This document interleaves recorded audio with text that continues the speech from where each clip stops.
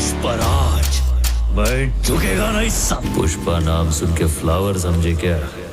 Flower नहीं, fire है मैं। आज की ये वीडियो बहुत ज़्यादा इंटरेस्टिंग होने वाली है। अगर आपने पुष्पा 2 मूवी नहीं देखी और जानना चाहते हैं उसकी कहानी क्या हुआ पुष्पा 2 मूवी में और क्यों इस मूवी का इतना जो माहौल बना है, अभी सभी इस मूवी की चर्चा कर रहे हैं, ऐसा क्यों है, ऐसा क्या है इस मूवी में और क्या पुष्पा 2 मूवी एक्चुअल में और क्या है पुष्पा 2 मूवी एक्चुअल में पहले वाले पार्ट से ज़्यादा बेहतर है, ये भी आपको आज की इस वीडियो में पता चलेगा। और साथ ही मैं लास्ट में बात करेंगे कि क्या है इस मूवी का फ्यूचर। काफ़ी जो बहुत खतरनाक मोमेंट थे पुष्पा 2 मूवी के और हर एक चीज़ जो आपको पुष्पा 2 द रूल मूवी के बारे में जाननी चाहिए वो आपको इस वीडियो में मिल जाएगी।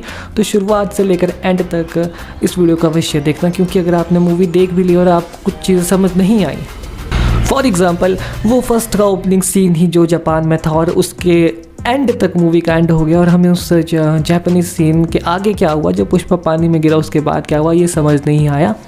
तो उन सभी का आंसर आज की इस वीडियो में आपको मिलेगा। साथ ही में पुष्पा 2 की पूरी कहानी भी जानने को मिलेगी, तो या वीडियो में बने रहे एंड तक।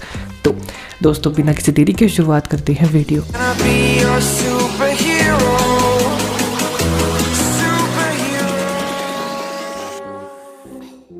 दोस्तों सबसे पहले तो शुरुआत करते हैं यहाँ पर एक हल्का सा रीकैप लेके, क्योंकि ये जानना बहुत ज़रूरी है कि पुष्पा 1 में क्या हुआ था और मेन जो कैरेक्टर है जो स्टोरी में हमें काम आएंगे उनके बारे में अभी थोड़ा जान लेते हैं, ठीक है।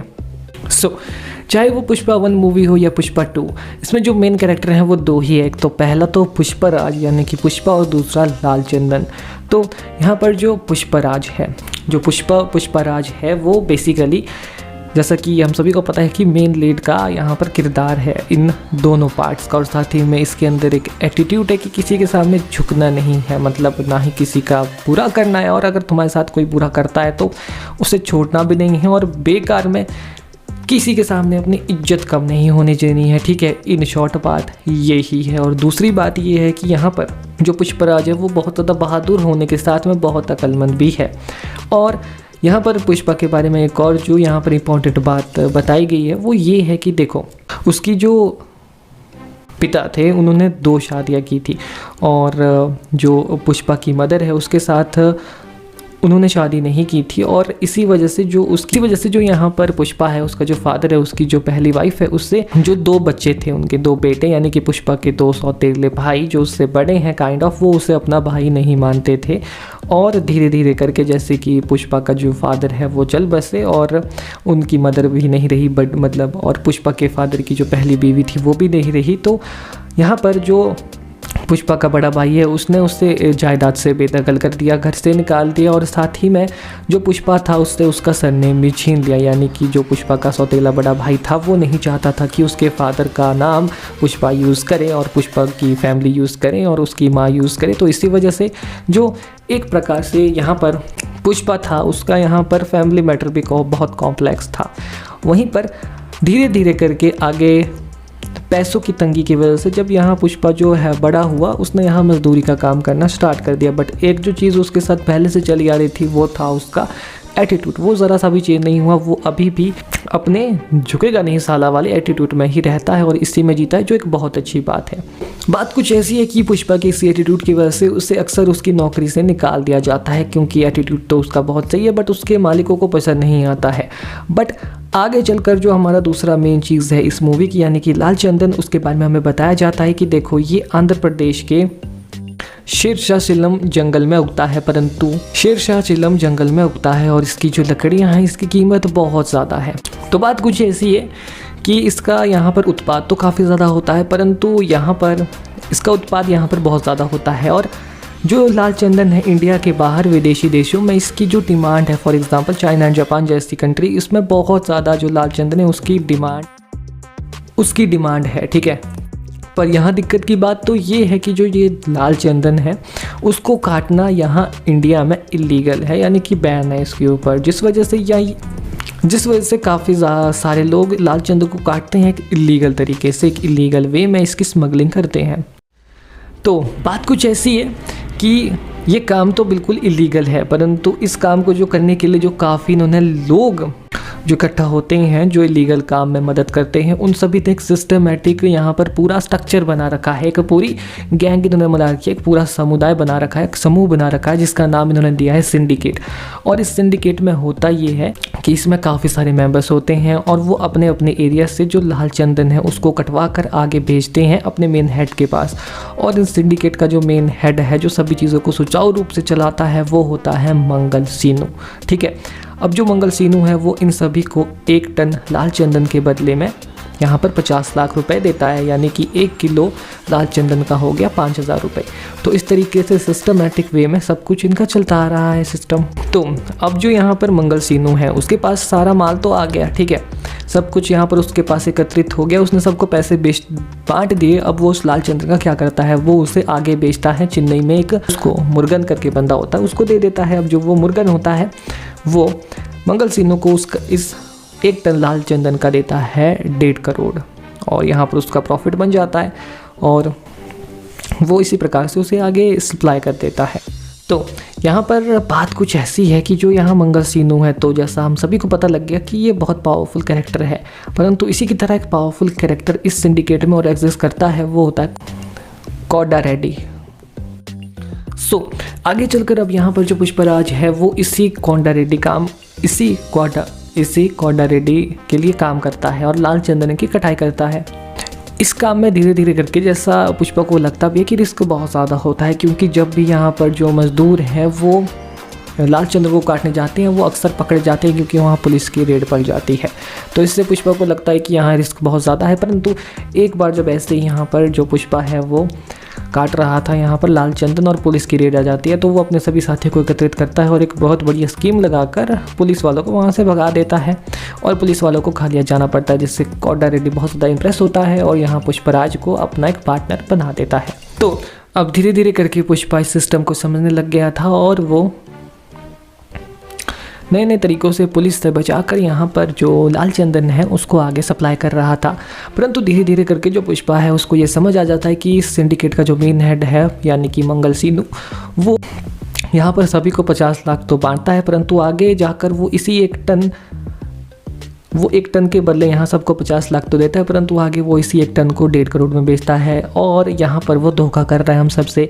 तो वो ये बात अगली जो सिंडिकेट की मीटिंग होती है उसमें बता देता है। वहाँ पर एक मंत्री भी आए होते हैं जिनका जो सिंडिकेट है उस पर बहुत बड़ा यहाँ पर कंट्रोल होता है। यहाँ पर उनका नाम सिद्धप्पा होता है और वो उनसे जब ये बताता है पुष्पा, तो यहाँ पर जो मंत्री है वो सीधा ही यहाँ जो सिंडिकेट का जो लीडर है यहाँ पर मंगल सीनू, उनको रस्टिकेट कर देते हैं, मतलब निकाल देते हैं और उसके बदले यहाँ जो पुष्पा है वो नया लीडर बनता है इस सिंडिकेट का। तो यहाँ पर अब सब कुछ सेटल हो चुका है, क्योंकि पुष्पा सिंडिकेट का नया लीडर बन चुका है। पुष्पा की लाइफ पहले से ज़्यादा बेटर हो चुकी है, वो भी धीरे धीरे साथ में पैसे बनाना स्टार्ट कर चुका है, वो भी बहुत ज़्यादा पैसे। तो दिक्कत कहाँ आई? दिक्कत यहाँ पर ये आने लगी कि यहाँ पर जो नया ACP है वो आ जाता है, मतलब पोस्टपोन होके, मतलब यहाँ पर एक तबादले में नया ACP आ जाता है, जो कि अब पुष्पा के पीछे पड़ जाता है, क्योंकि वो नया वाला जो ACP होता है वो और कोई नहीं, वो होता है भंवर सिंह शेखावत। और इसका सिस्टम भी थोड़ा पुष्पा वाला ही होता है, इसको भी रिस्पेक्ट चाहिए होती है, ये बहुत साथ ही में, बट ये इंक्लूडिंग बहुत ज़्यादा एरोगेंट होता है, घमंडी होता है और अपना दबदबा दिखाना चाहता है, ठीक है। और जब पुष्पा इससे मिलने जाता है तो वो बहुत सारे पैसे लेके जाता है और इसको मतलब ख़रीदने की कोशिश करता है, बट इसे वो रिस्पेक्ट कहीं नहीं दिखती है जो ACP होता है।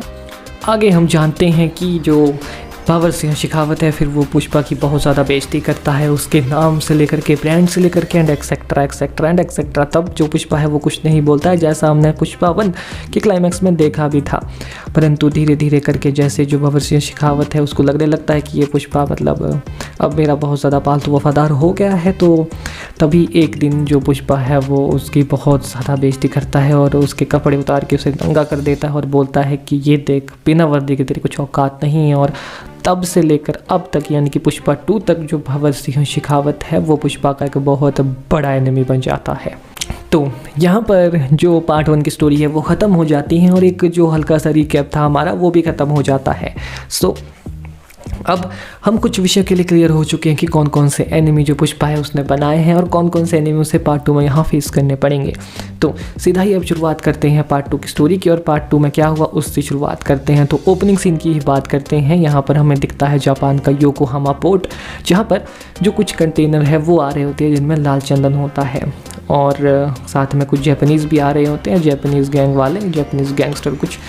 और वो ये देखते हैं कि ये जो बड़े बड़े कंटेनर है जिसमें जो लाल चंदन है वो आ रहा होता है, और जब इसको ओपन करते हैं वो, तो यहाँ पर एक बंदा होता है उनका बॉस, वो कहता है कि मेरी परमिशन के बिना तो यहाँ कोई आ ही नहीं सकता, तो ये कैसे है। तो जब वो चेक करते हैं कि अंदर क्या है, तो लाल चंदन के साथ वहाँ पर एक आदमी भी होता है जिसको वो उल्टा वहाँ पर टांग देते हैं और चेक करने लगते हैं कि ये कौन है। तभी वहाँ पर हम देखते हैं कि वहाँ पुष्पा का दोस्त भी आ जाता है, और पुष्पा के जेब से कुछ आधा फटा हुआ नोट निकलता है, और वो बंदे उसे रिकॉग्नाइज़ कर लेते हैं कि ये तो पुष्पा है, और इसी के साथ जो पुष्पा है उसकी एंट्री होती है। और वहाँ यहाँ पर वो जापानीज़ में उनसे बात करने लगता है। जी हाँ, बिल्कुल जापानीज़ में। वो 40-45 दिन से कंटेनर में ही था, और उस कंटेनर में बैठे बैठे उसने जापानीज़ भी सीख ली थी, उसके पास जापानीज़ बुक थी या। तो अब वो आया क्यों था यहाँ पर, ये मामला क्या था? क्योंकि यहाँ पर जो ये जापानीज़ बंदे थे उन्होंने माल तो ले लिया पुष्पा से उसका लाल चंदन, बट उसके पैसे नहीं दिए। तो ऑब्वियसली पुष्पा अपने पैसे वसूल करने अकेला खुद इतनी दूर से आया है, क्योंकि यही तो उसका स्टाइल है। तो अब यहाँ पर वो इन सभी से फाइट करने लगता है और एक एक करके सभी को धोता है, परंतु तभी इनका मेन बॉस आता है इस जापानीज़ गैंग का, और दूर से वो पुष्पा को गोली मार देता है। पुष्पा तब हाइट पे होता है और वो डायरेक्ट नीचे गिरता है सीधा समुद्र में, और जैसे ही वो समंदर में गिरता है तो जैसे वो डूबने लगता है तो उससे अपने फ्लैशबैक आने लगता है कि उसके साथ क्या क्या हुआ, और उसी फ्लैशबैक के अंदर शुरुआत होती है कहानी की। पुष्पा 2 एक्चुअल जो स्टोरी चलेगी वो अभी यहाँ, जब जो पुष्पा है वो पानी में गिरा वहाँ से फ्लैशबैक की कहानी डायरेक्ट वहीं से शुरू होती है जहाँ पार्ट 1 ख़त्म हुआ होता है। यहाँ पर जो सिंडिकेट का लीडर है वो यहाँ पर पुष्पराज है, और यहाँ पर बढ़िया से उसकी लाइफ चल रही है। जो मंत्री जी है सिंदप्पा, उसके साथ भी उसकी बहुत अच्छी बन रही है, और सिस्टमेटिक वे में सब कुछ चल रहा होता है। और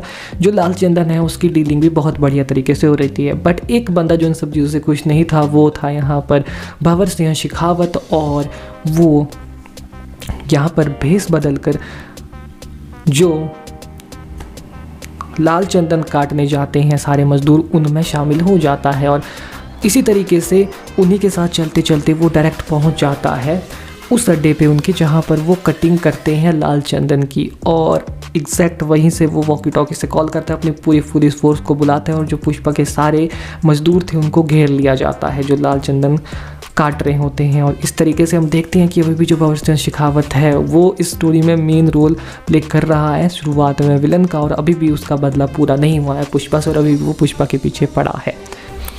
तो अब थोड़ी देर बाद सीन शिफ्ट होता है और हम देखते हैं कि जो पुष्पा है वो अपने सभी मजदूर भाइयों को छुड़ाने के लिए आ जाता है पुलिस स्टेशन में। लगभग 230 मजदूर यहाँ पर भंवर सिंह शेखावत ने पकड़े थे। तो अब हम देखते हैं कि यहाँ पर जो पुष्पा है वो आता है और देखता है कि उसके मजदूरों को मारा पीटा गया है, जिस वजह से उसे बहुत बुरा लगता है, और वो डायरेक्ट कहता है कि अब सभी को यहाँ पर रिहा कर दिया जाए। क्योंकि पहले तो वो एक के लिए आया था जिसकी शादी थी, पर अब वो चाहता है कि सभी को यहाँ पर रिहा कर दिया जाए।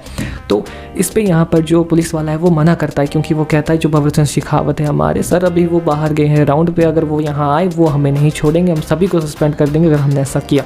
तो पुष्पा कहता है कि यहाँ पर देखो नौकरी नहीं जानी चाहिए, गलत बात है। तो वो ये कहता है कि तुम महीने में कितना कमाते हो, तो फिर वो अपनी महीने की तनख्वाह बताता है कि 10 से 5 हज़ार। तो वो यहाँ कैलकुलेट करके हर एक जो वहाँ पर कांस्टेबल होता है, कांस्टेबल से लेकर एसीपी तक, सभी को उनके पूरे जीवन काल में वो जितना कमाएंगे अभी एग्जैक्ट उतना अमाउंट वो उनको सीधा बोरी में भर के दे देता है हर एक पुलिस वाले को। तो सभी पुष्पा से वो पूरा अमाउंट लेके इस्तीफ़ा दे के निकल जाते हैं, और पूरी जेल जो है वो खाली हो जाती है, क्योंकि पुष्पा सारे बंदों को भी वहाँ से ले जाता है। फिर भंवर सिंह शेखावत आता है अपने एक कांस्टेबल के साथ, और ऑब्वियसली वो थोड़ा अचंभे में पड़ जाता है और हंसने लगता है कि फिर से काट गया।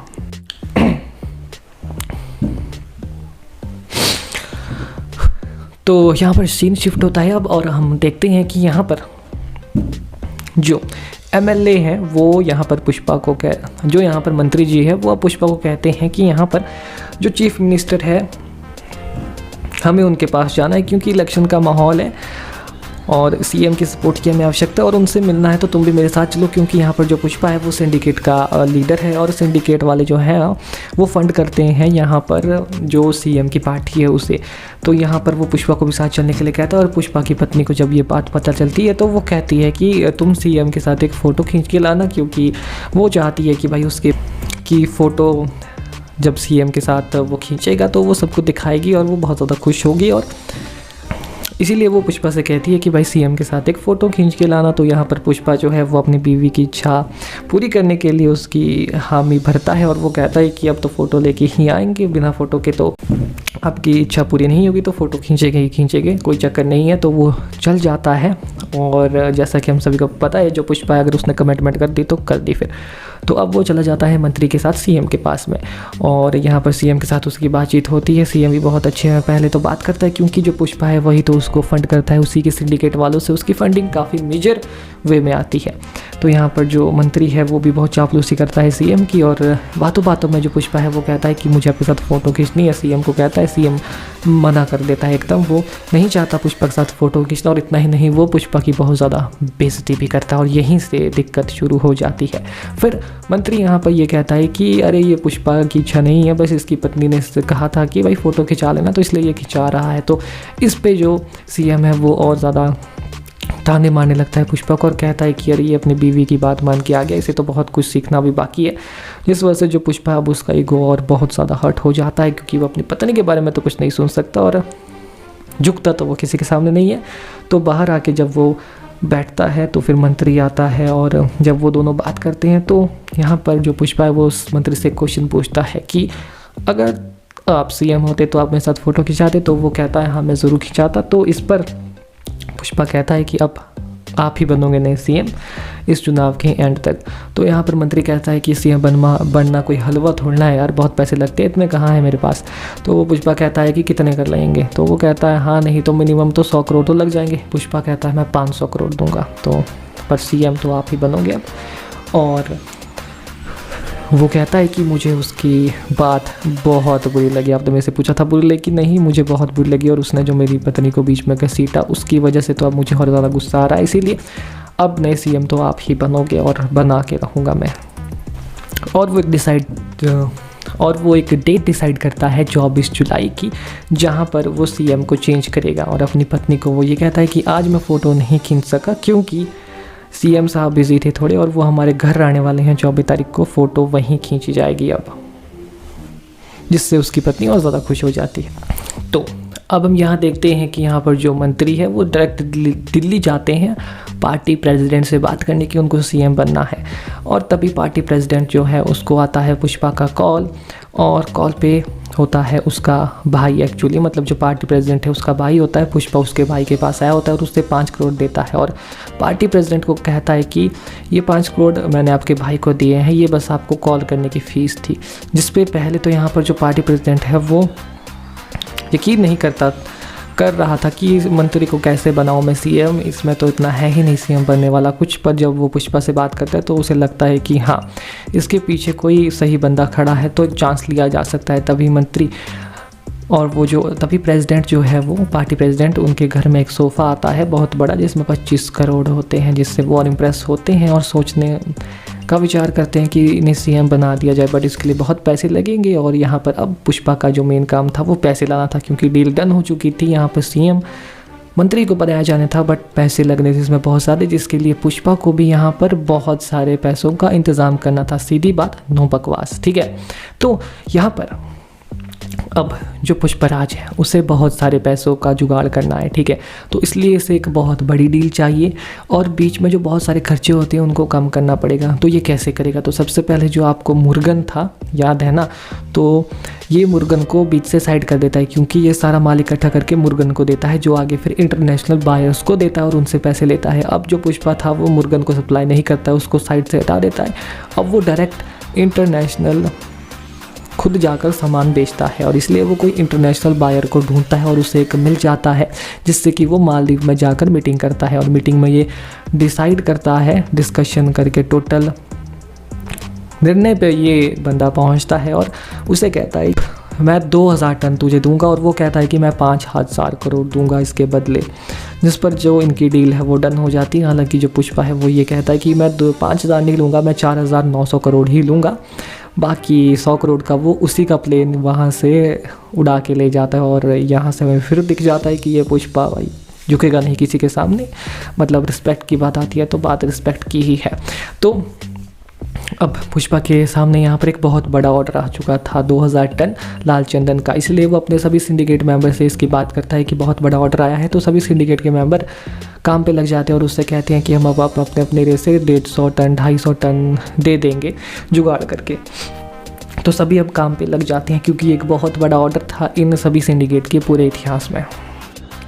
तो अब जो सभी सिंडिकेट हैं, अब सीन शिफ्ट होता है अगले ही दिन, जब सभी सिंडिकेट मेंबर्स अपना अपना हिस्सा लेकर आ रहे, उसे इकट्ठा करने पुष्पा के पास आ रहे होते हैं। तभी उनमें से एक सिंडिकेट मेंबर को यहाँ पर जो ACP शेखावत है वो पकड़ लेता है यहाँ पर, और पूरे के पूरा जो उसका 30 टन का लाल चंदन था उसे तो जलाकर उड़ा ही देता है। साथ ही में वो गाड़ी उसको भी ब्लास्ट कर देता है जिसमें वो ला रहा था, 3 गाड़ियाँ थी। और वहाँ पर जो बंदा होता है सिंडिकेट का एक मेंबर उसे जान से मार देता है।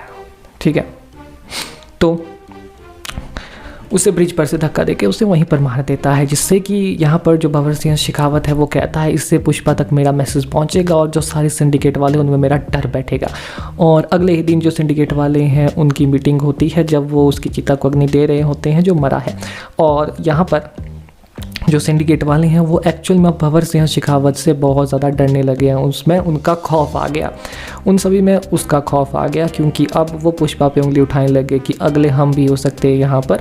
ठीक है, तो तुझे इससे पंगा नहीं लेना चाहिए था। और वहीं पर वो इससे भी अब बोलने लगते हैं, जो मंत्री जी हैं, जो सिद्धप्पा जो मंत्री है, सिंडिकेट के सभी मेंबर उन्हें भी अब बोलने लगते हैं कि आप ही ने पुष्पा को यहाँ पर जो सिंडिकेट है उसका लीडर बनाया है, तो कहीं आपने गलती तो नहीं कर दी।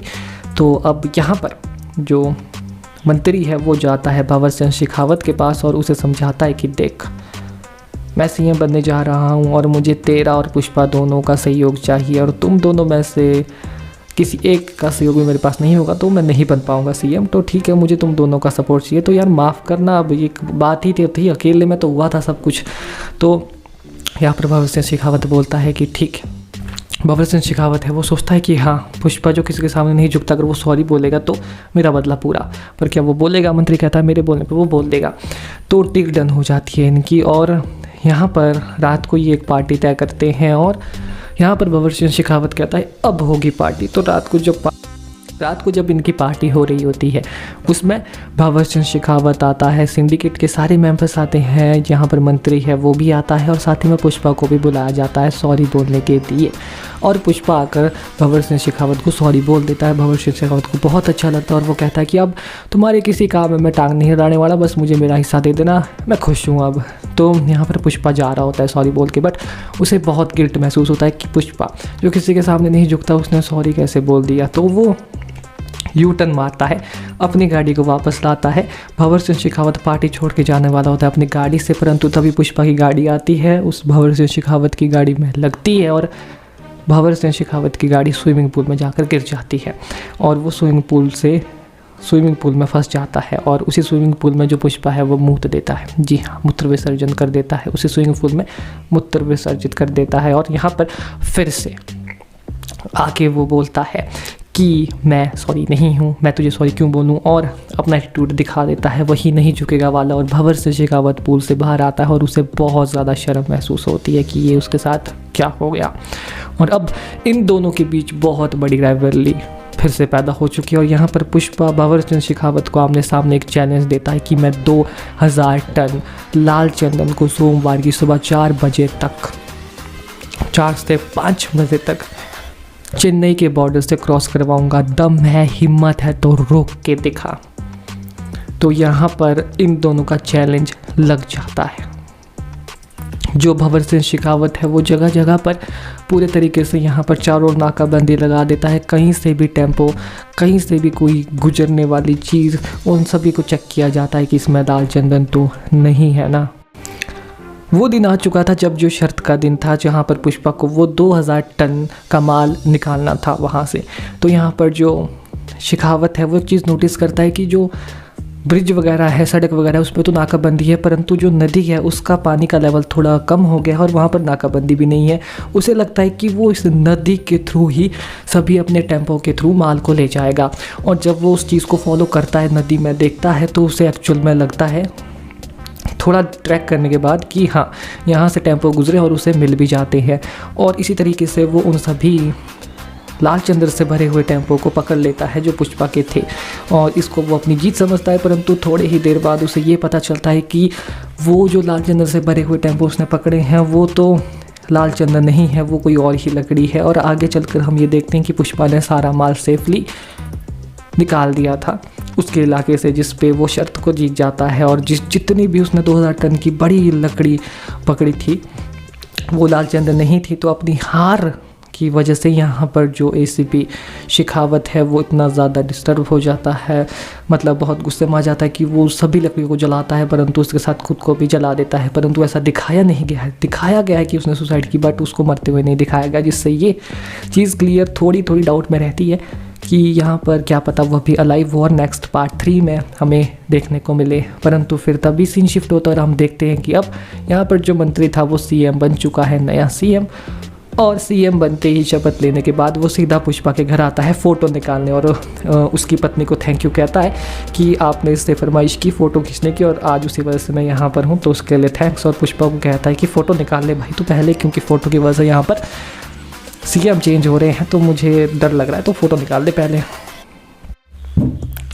तो यहाँ पर ऑलमोस्ट मूवी ख़त्म ही हो चुकी है, परंतु जैसा हम पुष्पा फ्रेंचाइजी के बारे में जानते हैं ये असली धमाका मूवी के एंड में ही करते हैं। और ऐसा ही यहाँ पर भी होता है, क्योंकि एक अनएक्सपेक्टेड ट्विस्ट आता है जो कि अभी हम देखते हैं। जैसे कि यहाँ पर जो पुष्पा है वो अपनी बीवी के साथ जाता है यहाँ पर काली माता की यात्रा में, और यहाँ पर उसे पता, और यहाँ पर बीच में उसकी जो पत्नी है वो बेहोश हो जाती है। फिर कुछ औरतें आती हैं और वो बताती है कि यहाँ पर जो आपकी पत्नी है वो गर्भवती हो चुकी है, जिस पे पुष्पा बहुत ज़्यादा खुश होता है और काली माता का मतलब भेष बनाकर उनसे अपनी मनोकामना पूरी करने के लिए वहाँ पर एक यात्रा में उनसे प्रार्थना करने लगता है, ठीक है, ताकि उससे बेटी ही हो। और उसका भी एक कारण है, वो आप कमेंट बॉक्स में बताओ जिन्होंने देख लिया, वेरी इंटरेस्टिंग। वैसे मैं ही बता देता हूँ, कारण ये है कि पुष्पा चाहता है कि एटलीस्ट उसकी बेटी जब किसी और के यहाँ जाए तो उसका कोई नाम तो हो, सरनेम तो हो, उसकी तरह ना रहे वो, जिससे हमें पुष्पा के जो डीप इमोशन है उनका भी पता चलता है। परंतु तभी हम देखते हैं कि वहाँ पर जो पुष्पा का जो सौतेला बड़ा भाई है उसकी बेटी भी आई होती है। और इस पूरे मूवी में जो एक चीज़ हमने नोटिस की है वो ये है कि पुष्पा की जो बाकी अदर फैमिली है वो तो उससे हेट करती है उसकी माँ के अलावा, परंतु यहाँ पर जो उसकी भांजी है वो उसे हमेशा पुष्पा मामा कहकर, पुष्पा चाचा कहकर बुलाती है, जिससे ये पता लगता है कि वो उससे नफरत नहीं करती और कहीं ना कहीं पुष्पा भी उससे नफरत नहीं करता। तो इसी बीच जब भांजी को यहाँ पर कुछ गुंडे छेड़ते हैं तो पुष्पा उनका बुरा हाल करता है, क्योंकि वो जो गुंडे हैं वो उसे बुरी तरीके से छेड़ रहे थे, उसकी बॉडी से कपड़े निकाल रहे थे, जिस पे पुष्पा को गुस्सा आता है और वो उनको बुरे तरीके से मारता है। परंतु तभी वहाँ पर पुष्पा का बड़ा सौतेला भाई आता है और उसे ये सब स्क्रिप्टेड लगता है और वो कहता है कि तू कुछ भी कर ले, हमारी फैमिली का हिस्सा तू नहीं बन सकता, जिस पे पुष्पा और उसकी फैमिली को बहुत ज़्यादा गुस्सा आता है। उसकी जो पत्नी है वो बहुत उन्हें कुछ सुनाती है कि तुम्हें अब आज ऐसा लग रहा है तो हमसे दूर चले जाओ, हमारे साथ मत रहो, और फिर वो वहाँ से निकल जाते हैं। और यहाँ पर जो पुष्पा का बड़ा सौतेला भाई है वो उन छेड़ने वालों के आधे बाल काट देता है और उनका मुँह काला करके उन्हें गधे पे बिठा देता है और उन्हें सजा देता है। और फिर सीन शिफ्ट होता है और कुछ दिनों बाद हम ये देखते हैं कि यहाँ पर जो वो लड़के थे जो उस पुष्पा की भांजी को छेड़ रहे थे, उन्होंने पुष्पा की भांजी को कंप्यूटर सेंटर से ही उठा लिया है और अपने साथ वो उसे ले गए हैं और उसके पिता से फिरौती मांगी है 2 करोड़ की, और साथ ही में बोला है कि अपना मुँह काला करके, अपना सर गंजा आधा गंजा करके टीवी पे आ जा, तब लाइव सबके सामने ऐसा कर, तभी हम यहाँ पर तेरी बेटी को छोड़ेंगे। और ये बात जब पुष्पा को पता लगती है तो पुष्पा बहुत ज़्यादा गुस्सा हो जाता है, एंग्री मोड में आ जाता है और लाइव टीवी पे जाके उनको धमकी देता है कि अगर उसकी भांजी को कुछ हुआ तो रपा रप उन्हें काटेगा, उनके टुकड़े करेगा अगर उसकी भांजी के शरीर पे ज़रा सा भी खरोंच आई। इस पे जो वो बंदा है वो डर जाता है और पुष्पा को कॉल करके कहता है कि मैं यहाँ पर हूँ, अपनी भांजी को लेने आ जाओ और 10 करोड़ भी साथ में लाना, क्योंकि आप थोड़ी बड़ी पार्टी हो तो 2 करोड़ से काम नहीं चलेगा। तो पुष्पा मान जाता है और उससे वो कहते हैं कि अकेले आना, तो पुष्पा अकेला ही जाता है। परंतु तभी हम देखते हैं कि जो पार्टी के यहाँ पर प्रेसिडेंट है, वो डायरेक्ट कॉल करते हैं यहाँ पर नए बने सीएम को और उससे कहते हैं कि ये तेरा पुष्पा क्या कर रहा है। तो वो बताता है कि उसकी भांजी को किसने उठा लिया। तो वो कहता है उसकी भांजी को जिसने उठाया है वो मेरे भाई का बेटा है, मेरा भतीजा, जिससे मैं भी बहुत प्यार करता हूँ। तो पुष्पा को कहना कि उसे कुछ ना हो। तो वो जो सीएम है वो पुष्पा को ये बताता है और उसे समझाता है कि भाई उसको कुछ मत होने देना, उसको कुछ मत करना। तो वो कहता है कि देख, उसने मेरी भांजी को उठाया है, अगर उसने मेरी भांजी के साथ कुछ किया या उसे खरोंच भी आई तो मैं उसके टुकड़े टुकड़े कर दूंगा। और जब वो वहाँ जाता है और देखता है, और जब पुष्पा उनके पास पहुँचता है, फिर बाद में जब सीन शिफ्ट होता है तो पहले वो देखता है कि उसकी भांजी ठीक है कि नहीं और उन्हें पैसे दे देता है। फिर सीन शिफ्ट होता और फिर वहाँ पर जो वो है वो उसकी भांजी को छेड़ने लगते हैं, जिस पर पुष्पा उन सभी को मार देता है और उसे ख़त्म कर देता है। जी हाँ, उस पार्टी प्रेसिडेंट के भाई के बेटे को, ठीक है, जिससे यहाँ पर एक वॉर शुरू हो जाती है। वहीं पर थोड़ी देर बाद उस मरे हुए का बाप भी आ जाता है, यानी कि उस पार्टी प्रेसिडेंट का भाई, और वो अपने बच्चे को देख के, मरा हुआ देख के बहुत ज़्यादा शौक होता है और उसकी भांजी को पकड़कर उसे अपने साथ ले जाता है। तभी पुष्पा उसे भी मार देता है, उसके भाई को, पार्टी प्रेसिडेंट के भाई को, और अपनी भांजी को वहाँ से बचा के ले जाता है, जिससे यहाँ पर जंग शुरू हो जाती है। क्योंकि अब जो पार्टी प्रेसिडेंट है वो यहाँ पर पुष्पा का दुश्मन बन चुका था।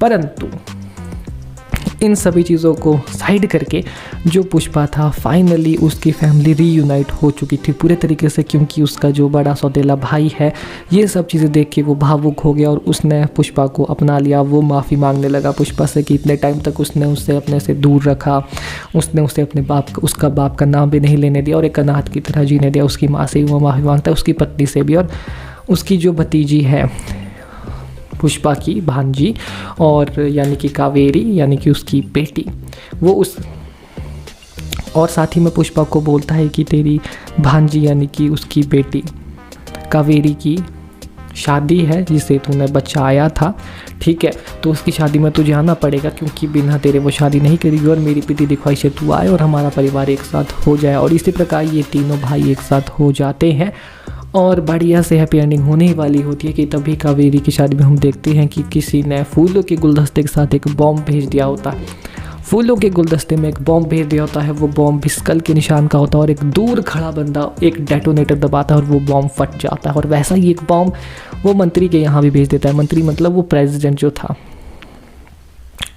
Party president.